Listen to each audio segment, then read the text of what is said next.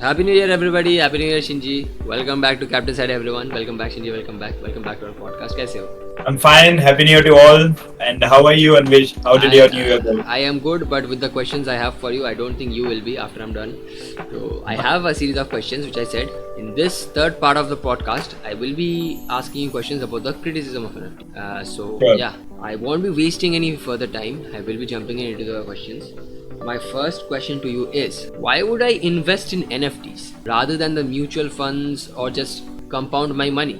So great question here. Investing in NFT and mutual funds, they are totally different segments, and they have different risk and return profiles attached to them. Like it's on a safer side, whereas if you go for NFT, it's quite risky there because the market is quite fluctuating there. And when you are investing in the NFTs, you have to go through. It's not like in mutual funds, you just have to go to any app. You go there and apply for mutual funds. There are basically some listed companies which will give you like some investment in near future. But in the case of NFT, we have with NFTs you have to research a market, like the company which is publishing this NFT. What are their future plans? So that kind of thing you have to do. But with mutual funds, it's kind of safe side. So basically, आप मुझे बोल रहे हो it's a high risk, high return market. Yeah, crypto is high risk, high return market. Similarly is NFT. But be aware of you are not investing into something which will just go down. So it's like I am taking my own risk. Mutual funds है. I maybe ₹2 दिए मेरे को ₹3 वापस मिला. यहाँ पे ₹2 दिए मेरे को ₹20 वापस मिल सकता है. But that risk I have to take. मेरा ₹2 जा भी सकता है. End point being that these are different. Yeah, endpoint. Yeah, they are very different. You can think of it as like mutual funds, like way safer, and NFTs, it's like a hill, bro. Like you can go up, also you can go totally down. So. Alright, I see. It's like in home run baseball. में I'm trying to hit home run. I can also get caught out, or you can just sure.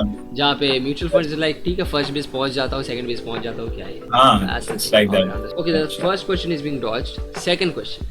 What about the environmental impact of NFT minted on proof of work blockchains like Ethereum? The computer power that is required for running crypto mining and transactions is a lot. And currently in this scenario, day and age, where everybody is trying to go green, save the environment, why would I want to give myself to something that might harm the environment more than what the environment is already being put on? The amount of computer power, electricity being lost. So how do you counter that? So I won't counter that, but I will justify my points here. So it's a big issue which crypto industry is facing right now, because they are been generating a huge amount of pollution in the environment, and they are the cause of global warming impact. In 2022 report, Bitcoin is producing something around 65.4 megatons of CO2 per year. That is something amount of emissions which a country in Greece produce. Like they are massive, quite massive. So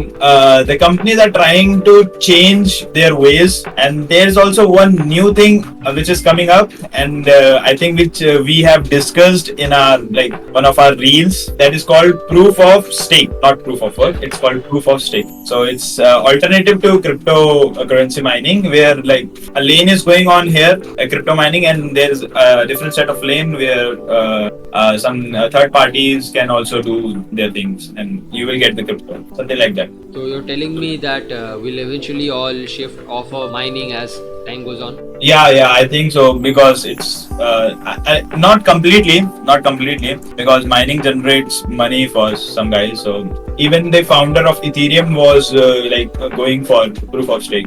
In one of his interview, he told about we will have to shift on proof of stake, and they are doing some work on that field. So this is like an issue that is being tackled, something like and there are some companies like TerraWolf, Agro Blockchain. These companies are using renewable sources for crypto, and they are focusing on sustainable development on that. Renewable source as in hydro-powered crypto mines, solar-powered crypto mines, something like that. I see. And we know solar energy doesn't create any pollution. Agro blockchain is like that also. So currently we're in the early industrial era of this.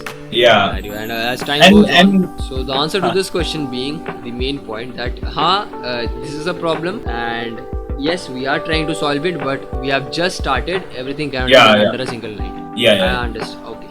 So that being tackled, I have a third question that India will be banning URLs of 9 crypto exchanges, including Binance, for non-compliance with anti-money laundering law. Can something like this happen to OpenSeas or NFTs where I should be scared like this might come up to me as well, or ये क्या हो गया भाई अब मैं क्या करूँ? Well, that's up to the government. I can't say for sure, but banning them won't work out, I think. So, yeah. Alright, so we have alternatives in case something like this happens to us, and hopefully government does not. So let's leave this for the next podcast. This was a short podcast that we kept on point with Shinji. We're trying to keep podcasts on point, answer everything precisely, and not waste enough time of the viewer. There will be more interactions, but for right now, this current scenario we're in, we're trying to answer as much as we can about NFTs. So you nor I have any confusion from our leader Shinji. Thank you, So Shinji. if you face any problem, if you don't understand something,